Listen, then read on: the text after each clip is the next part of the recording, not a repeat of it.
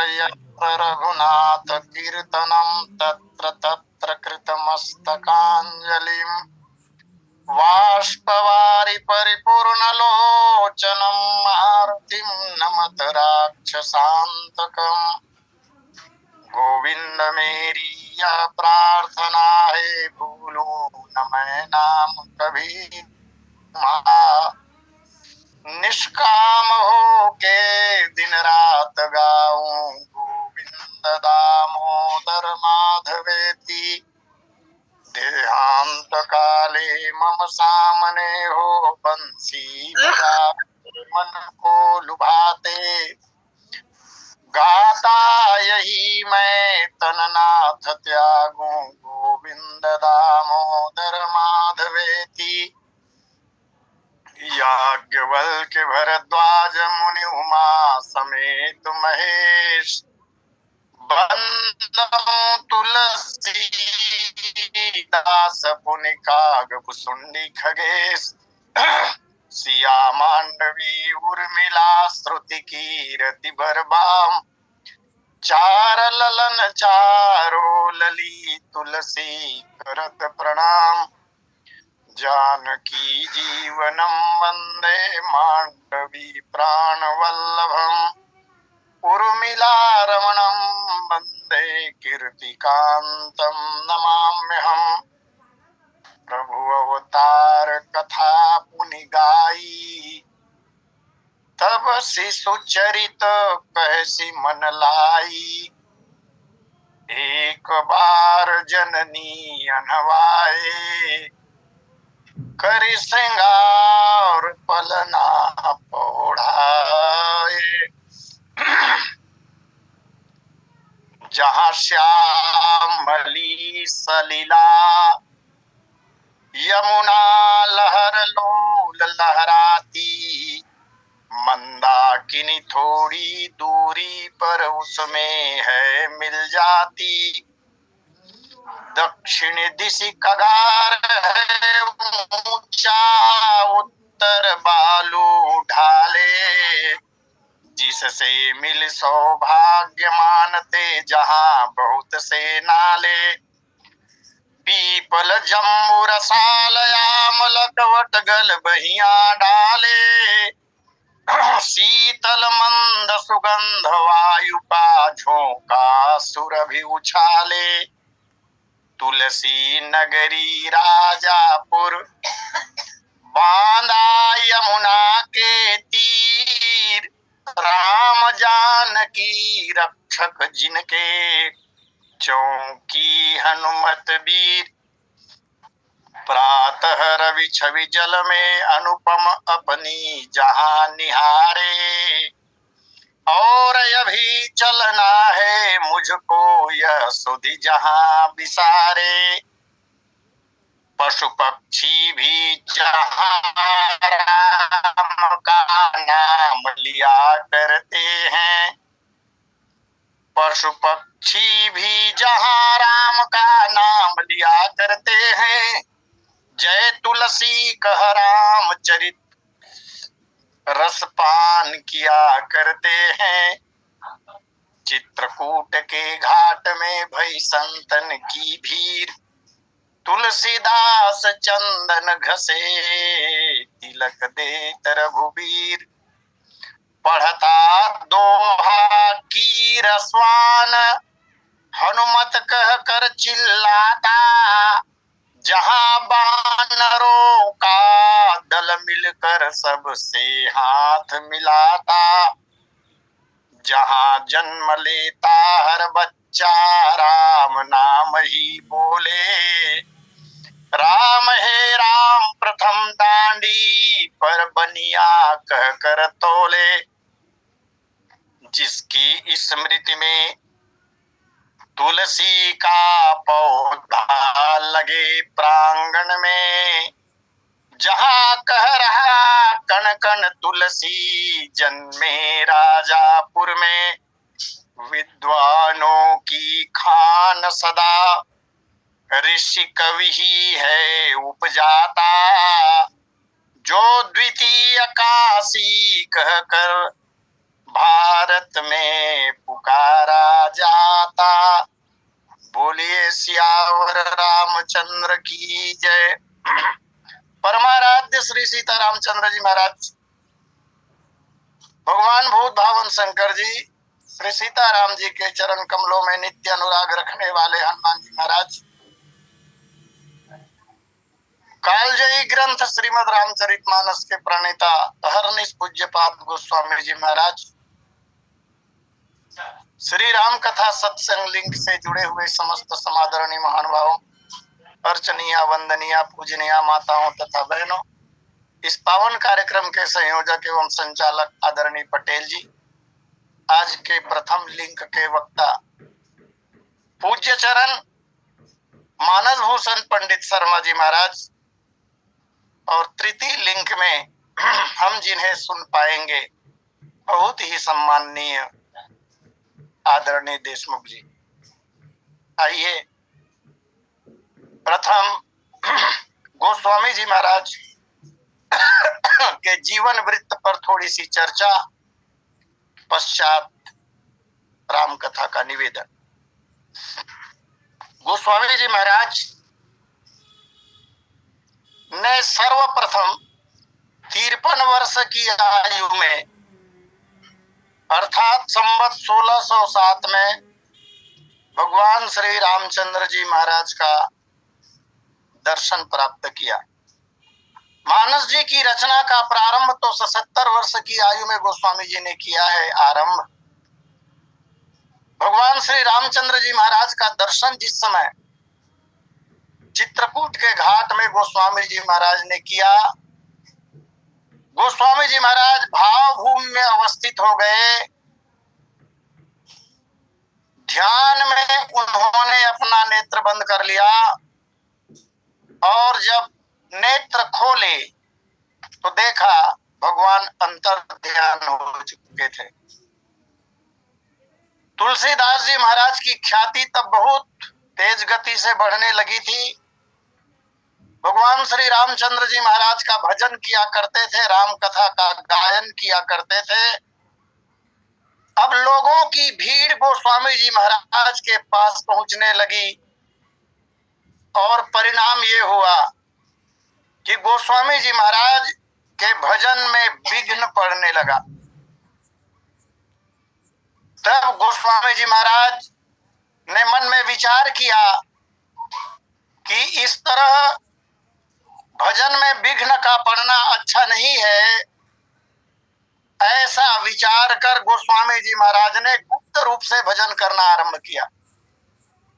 अब कम लोगों को समयानुकूल ही गोस्वामी जी महाराज के दर्शन होते थे। लोगों से बचना चाहते थे गोस्वामी जी महाराज, और भजन वास्तव में छिपाने की बात है, प्रकट करने का नहीं। एक दिन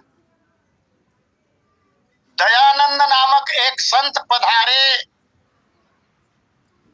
लेकिन गोस्वामी जी महाराज गुप्त भजन कर रहे थे, इसलिए थोड़ा विलंब से दर्शन हुआ। इंतजार करते रहे दयानंद जी, और संत दयानंद जी ने जब गोस्वामी जी महाराज का दर्शन किया तो दयानंद जी ने लोक कल्याण के निमित्त गोस्वामी जी महाराज से कुछ प्रार्थनाएं करते हैं। उन्होंने कहा, महाराज, समाज को आप जैसे संतों की आवश्यकता है। माना कि भजन गुप्त रहकर करना चाहिए, लेकिन मुझे ऐसा लगता है कि प्रभु ने जिन कारणों से आपको भेजा है उस उद्देश्य की पूर्ति गुप्त रहने में नहीं होगी महाराज। इसलिए आप गुप्त न रहकर लोगों को दर्शन दिया करें। जितने अधिक से अधिक लोग आपका दर्शन प्राप्त करेंगे, आपकी ऊर्जा लोगों में निःसृत होगी महाराज। ऐसा होता भी है जिसे संस्कार कहा जाता है। बिगड़े हुए लोग आपकी सन्निधि को प्राप्त करके सुधरेंगे महाराज, धर्म के क्षेत्र में उन्नति होगी। मेरी विनम्र प्रार्थना है आपसे। इस तरह अनुनय विनय जब दयानंद जी ने की तो गोस्वामी जी महाराज ने स्वीकार कर ली इस बात को, और अब गुप्त साधना में कमी कर दी गोस्वामी जी महाराज ने। लोग लाभान्वित हो रहे थे गोस्वामी जी महाराज के श्रीमुख से निःसृत श्री राम कथा, जिसे सुनकर लोग धन्यता का अनुभव करते थे। एक दिन गोस्वामी जी महाराज के गुरु भाई, वो कृष्ण भक्त थे, कृष्ण भक्ति शाखा के विद्वान थे, संत थे। नाम था उनका हरवंश कुमार।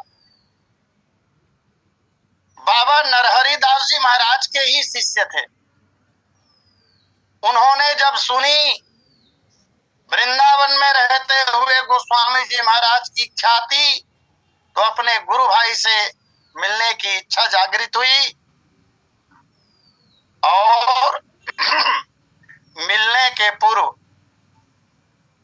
उन्होंने अपने किसी खास व्यक्ति को गोस्वामी जी महाराज के पास भेजा। गोस्वामी जी महाराज के जीवन से जुड़ी हुई बहुत गाथाएं हैं। समाज कल्याण के लिए गोस्वामी जी महाराज ने क्या क्या किए, कौन कह सकता है उन बातों को। हरवंश कुमार जी ने 2 पुस्तकें और 1 पत्र गोस्वामी जी से मिलने के पूर्व भेजा गोस्वामी जी के पास। उनका पत्रवाहक उनके द्वारा लिखी हुई 2 किताबें और पत्र लेकर गोस्वामी जी महाराज के पास पहुंचे। पत्र में जो बात लिखी थी, लेखक कह रहे हैं, मृत्यु चाहो मैं वाहि दिन। ये कृष्ण भक्त हरिवंश कुमार जी का पत्र है। पद में पत्र लिखा उन्होंने, मृत्यु चाहो मैं वाहि दिन, जा दिन जन में यदुनाथ, करहु कृपा यह विनय हमारी, देखी राम पत आस तुम्हारी। मोर कामना पूरन कीजय, आशीर्वाद अस अब दीजय। तुलसीदास जी महाराज ने अवलोकन किया उनकी 2 किताबों का, और पुस्तक को पढ़कर गोस्वामी जी महाराज ने एक पुस्तक में सत्य लिखा, मुख पृष्ठ पर ही। एक किताब में सत्य लिख दिया गोस्वामी जी ने, और दूसरी किताब में पुनीत शब्द लिख दिया। और जो पत्र भेजा गया था हरिवंश कुमार के द्वारा, उसी पत्र में गोस्वामी जी महाराज ने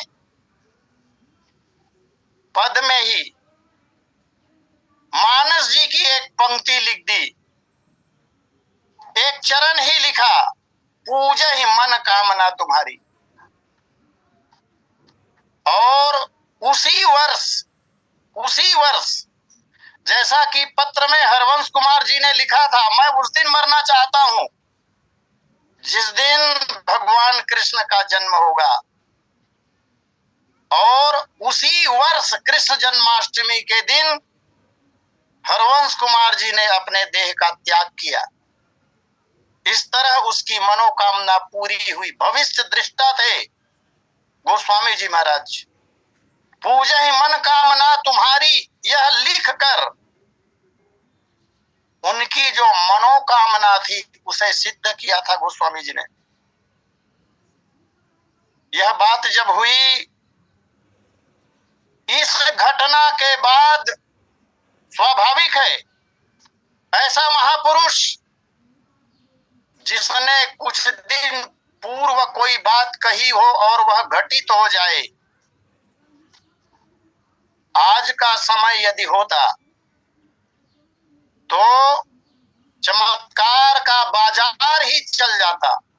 गोस्वामी जी महाराज ने चमत्कार कभी किए नहीं।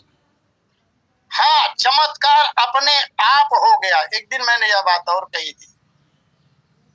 इस घटना के बाद तो गोस्वामी जी महाराज की ख्याति इतनी फैल गई एक दिन कृष्ण भक्त नंदलाल नाम के संत गोस्वामी जी महाराज का दर्शन करने के लिए आए, रामघाट में आए। जिन्होंने पुण्य भूमि चित्रकूट का दर्शन किया है वो रामघाट और भरत घाट को जानते हैं। उन दिनों में गोस्वामी जी महाराज रामघाट में विराज रहे थे। वहीं पर नंदलाल जी वृंदावन से आए और 6 महीने तक नंदलाल और गोस्वामी जी महाराज का सत्संग होता रहा। नंदलाल जी के बाद इधर गोकुल के राजा ने सूरदास जी को गोस्वामी जी महाराज की सिद्धता को कसौटी पर कसने के लिए भेजा। सूरदास जी को, समकालीन महात्मा है दोनों। सूरदास जी आए और जैसे ही रामघाट चित्रकूट में पहुंचे, गोस्वामी जी महाराज को पता चला कि कृष्ण भक्त शाखा के महान भक्त कवि सूरदास जी महाराज का आगमन हुआ है। गोस्वामी जी महाराज ने उठकर उनका स्वागत किया, आसन दिया और सूरदास जी ने उनके हृदय एवं स्थल की पवित्रता से अत्यंत प्रभावित हुए और अपने भाग्य की सराहना की। जिसे गोकुल के राजा ने परीक्षण के लिए भेजा था, ये विचार गोकुल के राजा का हो सकता है। सूरदास जी महाराज तुलसीदास जी महाराज का परीक्षण करे, यह तो नहीं हो सकता। एक राम भक्ति शाखा के उपासक हैं तो दूसरे कृष्ण भक्ति शाखा के उपासक हैं। हाँ, यह बात अवश्य है, उन दिनों में गोस्वामी जी से मुलाकात करने के पहले सूरदास जी महाराज के मन में एक बात अवश्य थी, जिस बात का निवेदन उन्होंने गोस्वामी जी महाराज के समक्ष किया। सूरदास जी महाराज ने गोस्वामी जी महाराज से कहा, जैसा मैंने सुना था उससे अधिक पाया। तुलसीदास जी महाराज से सूरदास जी महाराज ने प्रार्थना की, महाराज आप भी कृष्ण भक्त बन जाइए ना, मुझे कृष्ण की भक्ति अच्छी लगती है। आप महान व्यक्तित्व के धनी हैं महाराज, कृष्ण भक्त आप भी बन जाइए। और तब गोस्वामी जी महाराज ने जो उत्तर दिया था सूरदास जी को, गोस्वामी जी महाराज ने कहा, सूरदास जी, श्री राम और श्री कृष्ण में कोई अंतर है ही नहीं। हाँ, इतना अवश्य कहूंगा कि भगवान कृष्ण के दर्शन मुझे कैसे होंगे, यह उपाय आप मुझे बता दीजिए। बातें हुई, सूरदास जी महाराज ने जो ग्रंथ लिखा था सूरसागर, उसकी प्रति लेकर आए हुए थे और सूरसागर की एक प्रति गोस्वामी जी महाराज को समर्पित की और सूरसागर के 2 पद भी सुनाए। पदों को सुनकर गोस्वामी जी महाराज अत्यंत आनंद का अनुभव करते हैं। और जिस दिन सूरदास जी महाराज आए थे, उस दिन से लेकर लगातार 7 दिनों तक रामघाट में ही दोनों संतों का सत्संग चलता रहा। अत्यंत प्रभावित होकर सूरदास जी महाराज चले गए। उन दिनों में रामघाट में ही विराज रहे गोस्वामी जी महाराज। एक दिन मीराबाई का पत्र आया गोस्वामी जी महाराज के पास, और मीराबाई ने जो पत्र लिखा था वह पद में ही था, कविता में ही था। आइए, मीराबाई ने गोस्वामी जी महाराज को जो पत्र लिखे थे उसका कुछ अंश मैं आपके सामने निवेदन करूं।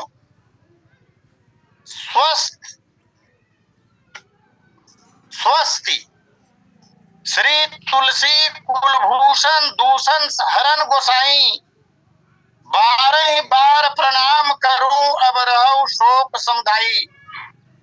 घर के स्वजन हमारे जेते, सबन उपाधि बढ़ाई, साधु संग अरु भजन करत मोहि देत कलेश महाई।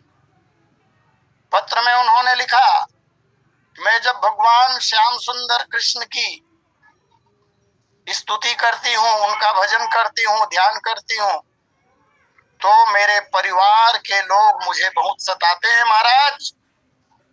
मैंने सुना है कि अनेक लोगों के क्लेशों का निवारण आपने किया है। मोरे मात पिता के सम हो, आप ही मेरे माता हैं, आप ही मेरे पिता हैं। मीराबाई कह रही है, मोरे मात पिता के सम हो, हरि भक्तन सुखदाई, हमको कहा उचित है करबो, सो लिख देव समझाई। मुझे क्या करना चाहिए, इसका निर्देश करने का कष्ट करे महाराज। यह पत्र मीराबाई का आया और तब कहते हैं, मीराबाई के इस पत्र के उत्तर में गोस्वामी जी महाराज ने भी विनय पत्रिका में एक पद लिखा, जाके प्रिय नराम वैदेही। मीराबाई को पद में लिखा हुआ गोस्वामी जी महाराज के द्वारा यह उत्तर है। उन्होंने जो समस्या रखी थी, पूछा था, यदि परिवार के लोग भजन में खलल डालते हैं मीरा, तो ऐसे परिवार के लोगों को त्याग देना चाहिए। जाके प्रिय नराम वैदेही, तजिए ताहि कोटि बैरी सम यद्यपि परम सनेही। जाके प्रिय नराम वैदेही। और प्रमाण दिया गोस्वामी जी महाराज ने, किन किन लोगों ने त्याग किया। तजो पिता प्रहलाद, विभीषण बंधु भरत महतारी, बलि गुरु तजो कंत ब्रज बनितन, भय मुद मंगलकारी। ऐसे लोगों का त्याग कर दोगी मीरा, तो तुम्हारा अवश्य में मंगल ही होगा। यह उत्तर गोस्वामी जी ने लिखा। आइए, गोस्वामी जी का चरित्र तो बहुत विस्तृत है, आज इतना ही। शेष फिर कभी मानस जी की वह पंक्ति जहाँ गोस्वामी जी महाराज लिख रहे हैं, एक बार जननी अनहवाई, करी श्रृंगार पलना पौढ़ाई। एक बार एक दिन माता ने बालक राम को स्नान कराया और करी श्रृंगार पलना बढ़ाए, बालक का श्रृंगार करके पालने में सुला दिया। यह पंक्ति का सामान्य अर्थ। एक बार जननी अनहवाए, करी श्रृंगार पलना पौढ़ाए। माता ने बालक को नहलाया, स्नान कराया, और स्नान जब करा रही हैं माता कौशल्या, तो कवि ने यहाँ जो शब्द दिया है वो पते का है। एक बार जननी, जननी अनवा रही है, जिन्होंने जन्म दिया, वह स्नान करा रही है बालक का। महाराज दशरथ चक्रवर्ती सम्राट है, दासियों की कमी नहीं है। आज सामान्य तौर पर भी देखा जाता है, थोड़ी सी सुख सुविधा प्राप्त करने वाले लोग अपने संतान की सेवा के लिए दाइयां रखते हैं। रखें, भगवान ने धन दिया है तो उसका उपयोग हो, परंतु मेरा अपना निजी व्यक्तिगत विचार है, संस्कार पड़ेंगे ही। ऐसा अगर किया जाएगा तो माता पिता और बच्चों के बीच में दूरी बनेगी और इसका असर बाद में दिखाई देगा। गोस्वामी जी महाराज की दृष्टि ऐसी क्यों है?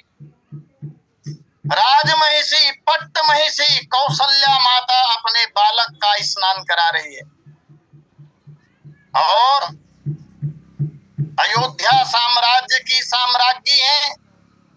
बालक का जब स्नान कराया होगा तो निश्चित रूप से उबटन लगाया होगा, और जिस जल से बालक राम को स्नान करा रही होंगी माता, वह जल भी निश्चित रूप से सुगंधित होगा, पात्र भी अच्छे होंगे। चलिए, जो भी रहा हो, माता ने स्नान कराया।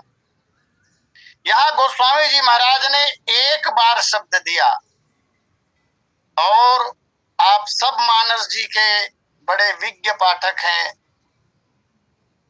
मानस जी में जहां जहां पर एक बार शब्द आया है, वहां वहां पर कोई न कोई विशेष घटना घटी है। बहुत से प्रसंग हैं मानस जी में जहां इस शब्द का प्रयोग हुआ है। एक बार त्रेता युग माही शंभु गए कुंभज ऋषि पाही, विशेष घटना घट गई। माता सती ने भगवान श्री रामचंद्र जी महाराज की परीक्षा ले ली, विशेष बात थी। एक बार करतल बर बीना गावत हरिगुण गान प्रवीणा क्षीर सिंधु गवने मुनिनाथा। नारद जी एक बार वीणा बजाते हुए चले जा रहे थे, वहां भी घटना घट गई, वो कथा आप जानते हैं। एक बार भूपति मन माही भय गलानी मोरे सुत नहीं, यहाँ एक बार शब्द आया। और यहाँ विशेष घटना क्या घटी? 60,000 वर्ष की आयु में जिस चक्रवर्ती जी को संतान की प्राप्ति नहीं हुई थी, उस महाराज को संतान की प्राप्ति हो गई। एक बार सब सहित समाजा राजसभा रघुराज विराजा। यहाँ भी कथा में आकस्मिक रूप से मोड़ है। श्री रामचंद्र जी महाराज का राज तिलक होने जा रहा था। यहाँ मैं निवेदन करूं, राजा नहीं बन रहे थे राम जी। राज तिलक का तात्पर्य यहाँ पर अयोध्या का राज्य भगवान को नहीं दिया जा रहा था, भगवान को युवराज बनाया जा रहा था। युवराज का अर्थ ही होता है युवा राजा। महाराज दशरथ राजा रहते ही ये भावी राजा बनते, और राज परिवारों में इस तरह अभिषेक की परंपरा आज भी है। तो भगवान राम भावी राजा बन रहे थे, अर्थात राजा दशरथ जी ही रहते, और उनके अधीन रहते हुए राज कार्य संचालन की तरकीबें भगवान राम सीखते। तो युवराज बनने जा रहे थे, और भगवान का वनवास हो गया। एक जगह चौपाई और आती है, एक बार रघुनाथ बुलाए पुरवासी सभाए, वहां भी एक बार शब्द का प्रयोग। रावण की सभा के लिए भी एक बार शब्द का प्रयोग है, लेकिन बार के जगह वहां 12 लिखा हुआ है। दसमुख सभा बैठी एक बारा, देखी अपन आमित परिवारा। और उस सभा में भी अनाप शनाप आदेश दिए गए। एक बार चुनि कुसुम सुहाए, निज कर भूषण राम बनाए। और यहाँ भी एक विचित्र घटना घट गई, आदि आदि। इसी तरह यहाँ भी एक बार जननी अनवारी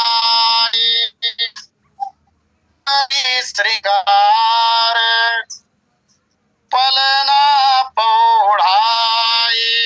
विशेष घटना का संकेत कर रहे हैं गोस्वामी जी महाराज। घटेगी ही, बहुत बड़ी घटना घटने वाली है। स्नान कराने पर यह देखा जाता है, जब छोटे बच्चों को स्नान कराया जाता है तो स्नान के बाद बच्चों को नींद आती। बालक राम को भी ऐसा हुआ, और जब नींद आने लगी, उसके पूर्व, सुलाने के पूर्व माता ने श्रृंगार किया। श्रृंगार तो बालक राम का रोज होता है, स्नान भी रोज होता है। अच्छा, स्नान के समय कुछ आभूषण बालकों के उतार दिए जाते, पायल आदि।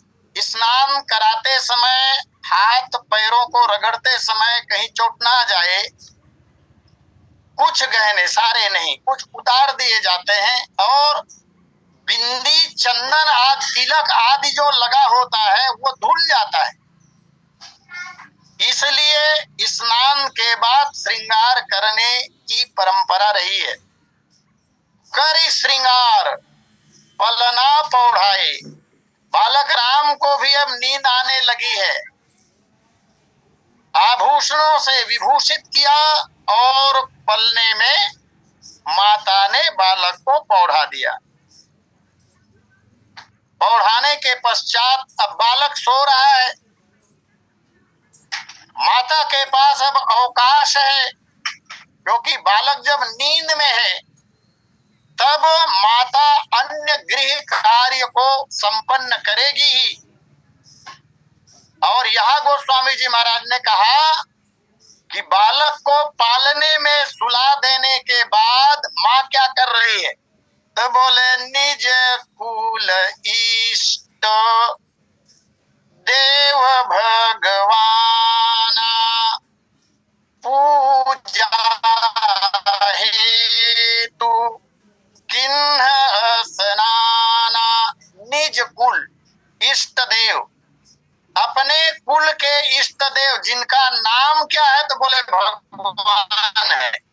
निज कुल इष्ट देव भगवाना, भगवान ही है उनके इष्ट देव। वैसे उस भगवान का, उस इष्ट देव का नाम भगवान रंगनाथ, ऐसा भी ग्रंथों में प्राप्त होता है। रंगनाथ जी ये इष्ट देवता है सूर्यवंश के। उनकी पूजा करने के निमित्त माता ने स्नान किया। निज कुल इष्ट देव भगवाना पूजा हेतु, इष्ट देव की पूजा के निमित्त माता ने स्नान किया। यहाँ एक प्रश्न तो पैदा होता है मन में, तो क्या जिस समय माता कौशल्या ने बालक राम को उबटन लगाकर स्नान कराया होगा, उस समय कौशल्या माता नहीं स्नान की थी, नहीं नहाई थी। जो बालक को स्नान कराने के बाद अब स्नान करने जा रही है। लेकिन संकेत गोस्वामी जी महाराज का पूजा हेतु किन्ह स्नाना, पूजा के निमित्त माता ने स्नान किया। इसका तात्पर्य ऐसा लगता है कि दैनिक जो कार्य हैं, प्रातः काल उठकर प्रथम कार्य तो स्नान करना ही है। मैं निवेदन करूं, बिना स्नान किए बहुत सी वस्तुओं को छूना धर्म विरुद्ध कहा गया है हमारे शास्त्रों में। और तो और बिना नहाए भंडार कक्ष में कभी प्रवेश नहीं करना चाहिए, दोष लगता है। बिना नहाए जितनी भी दैवी संपत्तियां हैं उनका स्पर्श नहीं करना चाहिए। बिना नहाए तो यहाँ तक बर्तनों का भी स्पर्श नहीं करना चाहिए। और माता कौशल्या ज्ञान है, ज्ञान शक्ति से कौशल्या, तो क्या नित्य के कार्यों के तहत माता कौशल्या ने स्नान नहीं किया रहा होगा? बालक को नहलाने के बाद ही स्नान किया होगा। आज की कौशल्या तो है नहीं जो 2 बजे तक नहाएगी, या नहीं भी नहाएगी, खा लेगी भले 3 बार, वो कौशल्या तो है नहीं। तो ऐसा वर्णन भी प्राप्त होता है कि कौशल्या माता नित्य कार्य के तहत स्नान कर चुकी थी। यह माता का दोबारा स्नान है। दोबारा स्नान इसलिए क्योंकि इष्ट देव का पूजन करना है, और इष्ट देव का पूजन करने के पूर्व अभी अभी बालक को स्नान कराया है माँ ने। और माता जब बालक को स्नान कराती है तो लौकिक दृष्टि से, यद्यपि यह राम जी के लिए लागू नहीं होगा, लेकिन भगवान की अभी तो पूरी माधुर्य लीला चल रही ना। माधुर्य भाव में भगवान को जब स्नान कराया, बालक को स्नान कराया, तो स्नान कराते समय जो जल के छींटे माता के ऊपर पड़ते हैं अथवा बालक के शरीर के जिन विकारों को, जिन गंदगियों को, मैल आदि को माता जब दूर करती है तो माता में भी अशुद्धि आ जाती है। साथ ही कुछ गृह कार्य ऐसे होते हैं, और वैसे गृहस्थियों के यहाँ अधिकांश कार्य ऐसे होते हैं जो व्यक्ति को अपवित्र करते ही हैं। और इसीलिए शास्त्रों ने विधान किया, कितने बार नहाएंगे, इसलिए भाई बार बार नहाने की आवश्यकता नहीं, लेकिन हाथ मुंह तो धोना ही पड़ेगा, पैर में जल डालना ही पड़ेगा, कपड़ों में पवित्रता की दृष्टि से जल का छिड़काव होगा ही, जैसा कि हम आप करते रहते हैं। इस तरह बालक को स्नान कराने के कारण और अन्य गृह कार्यों के कारण जो अशुद्धि आ गई थी, उस अशुद्धि को दूर करने के लिए अम्बा कौशल्या, अब इसमें प्रधान वही हो गया पूजा, इसलिए पूजा हेतु किन्न स्नाना। और तो और एक बात और मैं निवेदन करूं, ब्राह्मण देवताओं के चरण कमलों को, महात्माओं के चरण कमलों को, संतों के चरण कमलों को और अपने धर्म के ग्रंथों को बहुत पवित्रता की स्थिति में ही स्पर्श करना चाहिए, अन्यथा दोष लगते हैं, दोष लगता है। और यहाँ तक संस्कार जिसे कहा जाता है, दोस्तों यहाँ तक लग जाता है कि मेरी गड़बड़ी के कारण सामने वाले का पतन भी हो सकता है। एक एक करके पता नहीं कितने लोग प्रणाम करेंगे, और उतने लोगों के विकार जब जाएंगे भाई, जब प्रणाम किया जाता है दंडवत, अपने मस्तक को महात्माओं के, ब्राह्मण देवताओं के, गुरुदेव के, अपने पूज्य लोगों के चरणों में जब स्पर्श कराया जाता है, तो इसीलिए ना कि उनके शरीर में नख से लेकर सिक तक जो सद्गुण है वो हमारे मस्तिष्क के माध्यम से हमारे अंदर निःसृत हो, यही भाव तो है दंडवत प्रणाम करने का। तो जब ऐसा होगा, जब उनके अच्छे विचार, उनके सद्गुण हमारे अंदर आएंगे, तो स्पर्श करने से हमारे दुर्गुण उनमें नहीं जाएंगे। पूजा अति महत्वपूर्ण कार्य है।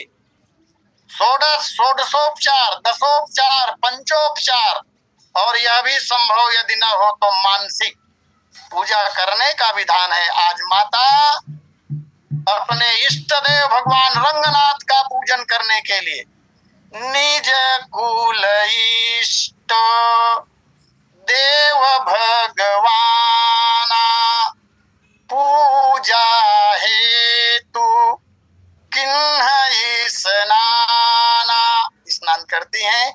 आइए समय पूर्णता पर इसी के साथ वाणी विराम। बोलिए सियावर रामचंद्र की जय। आदरणीय पटेल जी, बोलिए सियावर रामचंद्र भगवान की जय। बहुत बहुत धन्यवाद आचार्य महोदय जी।